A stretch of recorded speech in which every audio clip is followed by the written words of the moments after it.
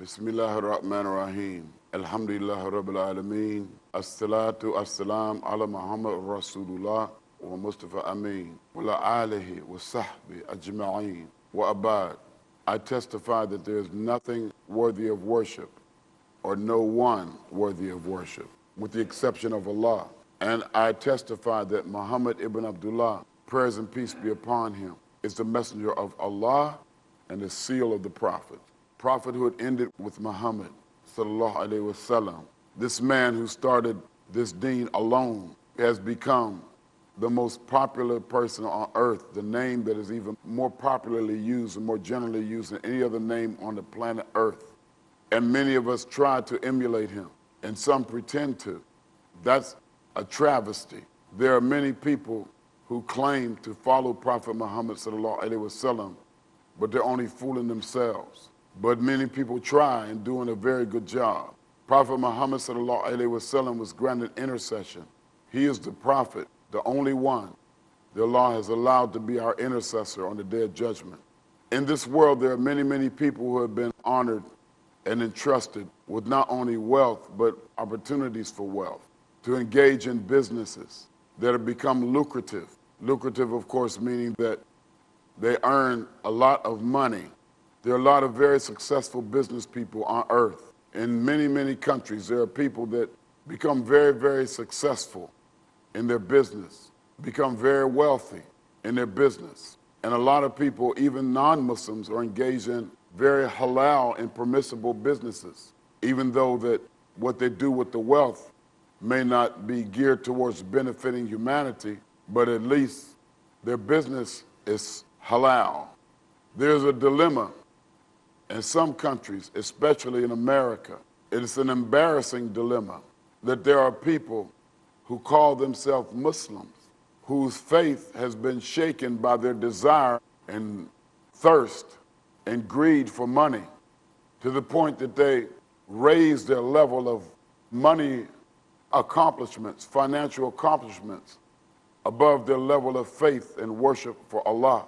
It is an embarrassment and it's a shame that there are many people who think that whatever it takes to raise money or to make money, whatever it takes is okay, as long as they don't physically hurt anybody. That's a misnomer, and it's a contradiction to the spirit of Islam. I don't know about other countries, but I know that in America, in the United States of America, there is hundreds of thousands of people who call themselves Muslims that have no regard for the proper example of having a halal business. And it's a shame. And it's not only a shame, but it's an insult to those people who have not clearly understood what Islam is for. SubhanAllah. Allah has blessed us with a beautiful, beautiful deen. And there are some beautiful, beautiful Muslims throughout the world that are practicing this beautiful deen. Allah has blessed us with a beautiful book, the Quran, a beautiful revelation. And there's some very beautiful Muslims that not only study and learn and teach the Quran, but many beautiful Muslims who have memorized the words of Allah in this Quran from cover to cover, from Al-Fatiha to Al-Nas, SubhanAllah, beginning to end. It's beautiful, beautiful practice and traditions of Prophet Muhammad sallallahu alaihi wasallam. There's some beautiful Muslims trying very hard to imitate this noble messenger of Allah, Prophet Muhammad sallallahu alaihi wasallam. Unfortunately, there's an exception to all of this beauty. We talked about all the beauty in the religion, how beautiful Allah is, how beautiful His messenger is, how beautiful the Quran is, how beautiful the Sahih Hadith is, the sound traditions of Prophet Muhammad sallallahu alaihi wasallam, how beautiful some of the people are who embrace this beautiful religion. SubhanAllah. But there is a little bit of a contradiction in the Muslim community that needs to be addressed. And if someone doesn't address it soon, it's going to get worse because it doesn't make sense. It doesn't make sense, brothers and sisters, for a person who says they believe in Allah and His messenger, who knows about the haram things that the Muslims despise, that Allah and His messenger teaches against, some of the basic things that even the less educated person, the least educated person, even outside of Islam, is aware of. The least educated person knows some of the basic things that Muslims are against. The least educated person knows that Muslims are against pork. The least educated person knows that Muslims are against alcohol. The least educated person knows that Muslims are against gambling in any form. The least educated person knows that. So why would an educated Muslim, the question becomes, why would an educated Muslim in their right mind deliberately engage in not so much the use of, but the sale and distribution of haram items, haram merchandise, and call themselves a Muslim? Why on earth would a Muslim who understands the Deen, and maybe that's the misnomer, maybe these people don't really understand the Deen. I don't know about other countries, but in the United States of America, there's a growing number of people who call themselves Muslims, who invest in businesses and engage in businesses and conduct businesses that promote and sell and distribute haram items and haram merchandise to the community. It's not by accident.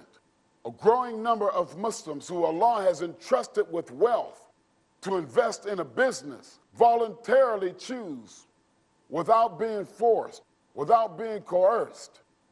They voluntarily choose to open a business and sell pork, to open a business and sell alcohol, to open a business and promote gambling and sell gambling and lottery tickets, to open a business and sell nude and X-rated and triple X-rated magazines and literature and DVDs and tapes. And these are Muslims.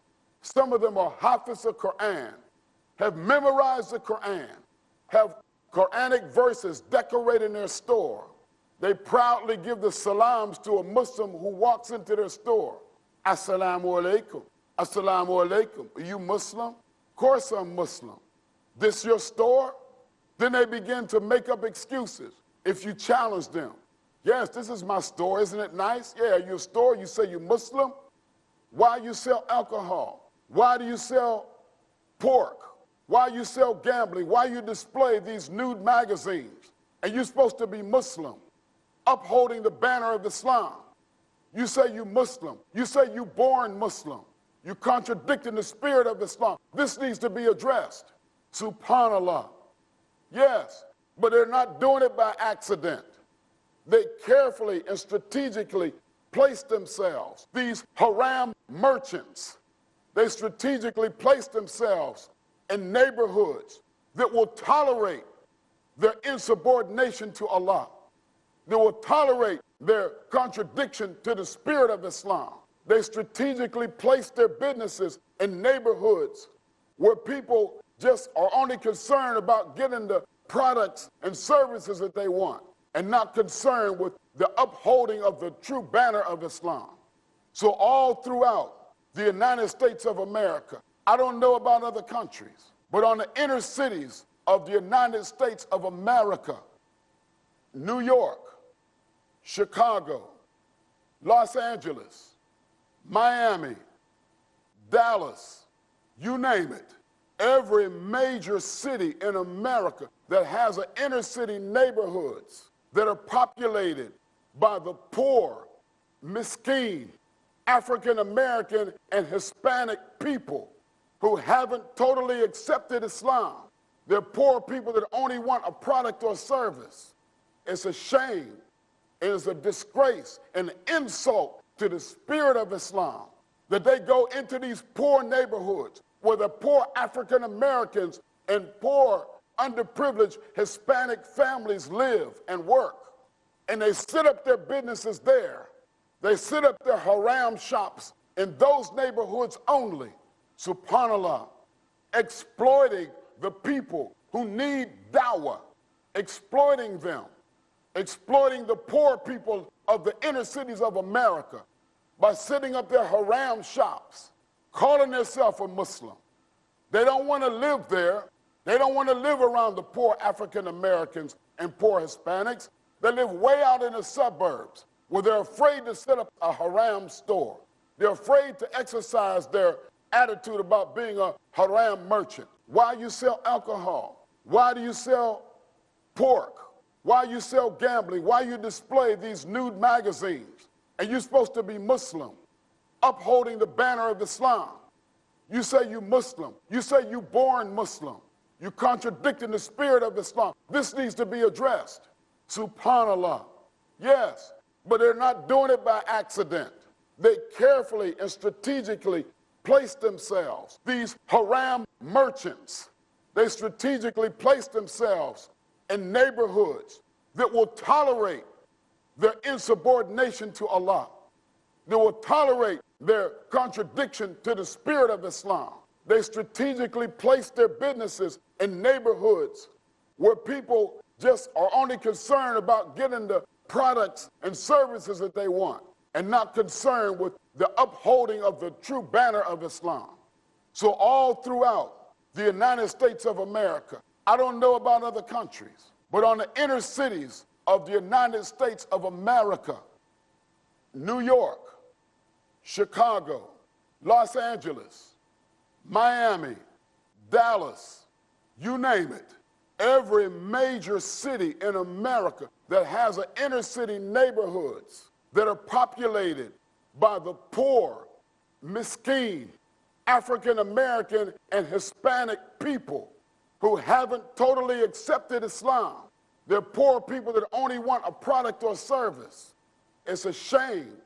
It is a disgrace and an insult to the spirit of Islam that they go into these poor neighborhoods where the poor African Americans and poor underprivileged Hispanic families live and work.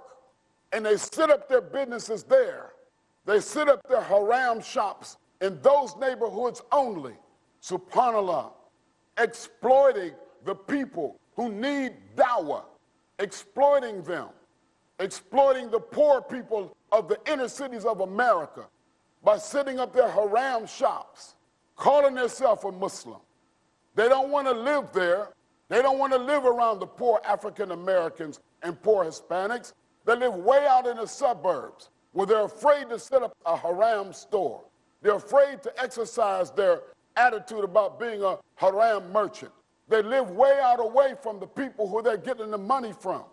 They move their shops and stores, their liquor stores, their pork selling stores, their lottery stores, their X-rated, so-called adult-rated magazines and CDs and DVDs, and they set them up in the poor neighborhoods of America, exploiting the African-American people, exploiting the poor and less fortunate Hispanic families, exploiting them, putting on a facade like they're Muslim and giving them the impression that that's okay with Islam.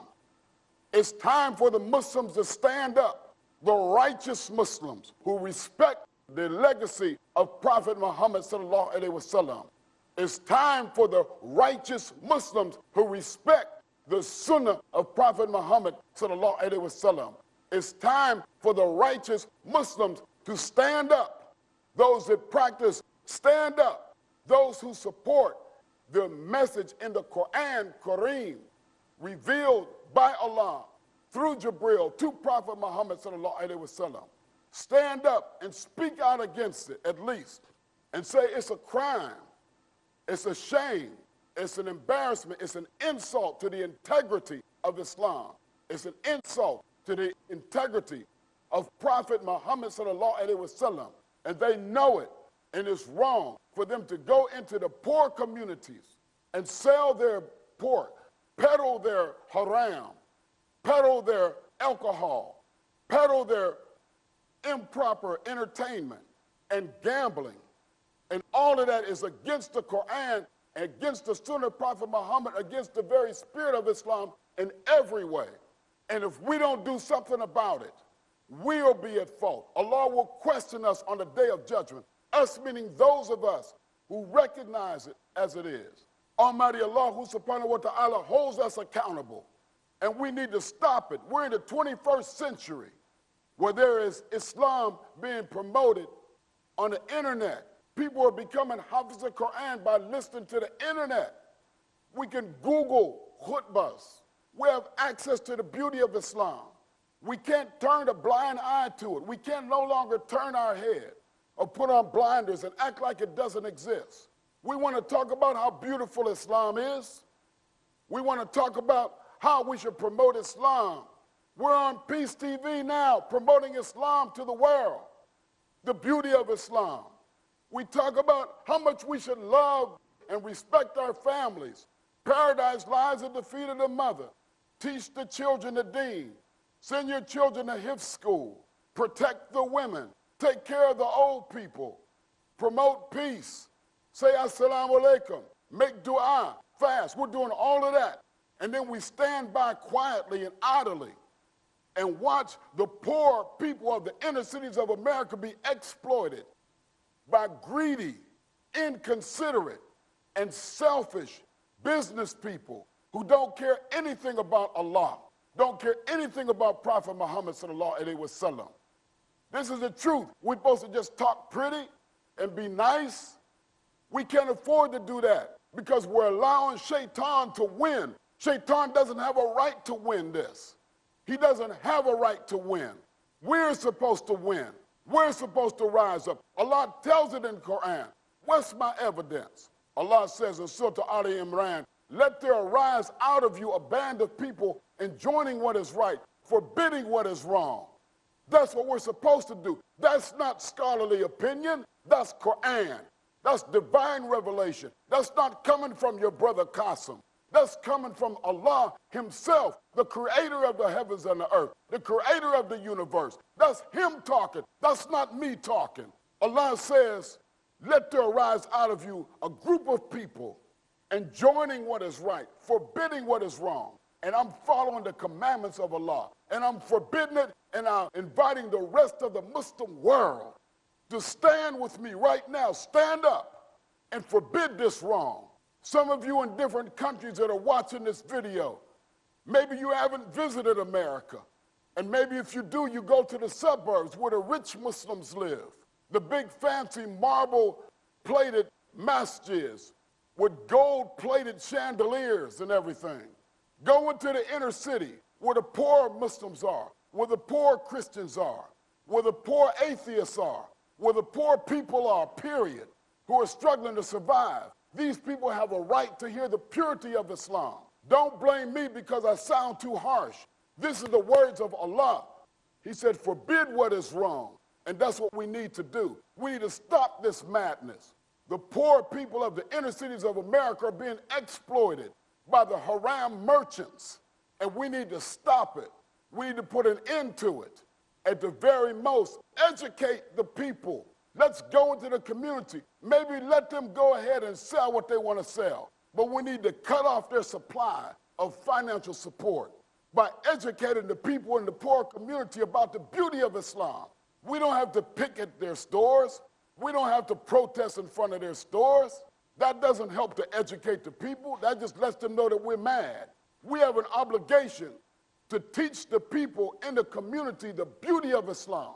Teach them, and they won't want to patronize those stores. They won't want to buy pork. They will not want to buy alcohol. They will not want to buy the magazine. They will not want to play the lottery. If we teach them the beauty of Islam and cut off the financial supply of these haram merchants, we need to put an end to it. It's an insult to the integrity of the Deen, and it's an insult to the poor people of the inner cities of America that they carefully choose where they set up these stores.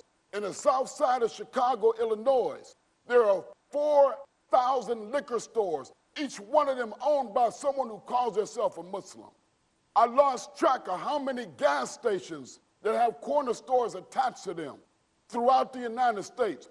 Only on the inner cities of America, where the poor people live, do you have Muslims owning gas stations that sell pork and brag about it, advertise their alcohol, their beer and wine and liquor. That's against Islam.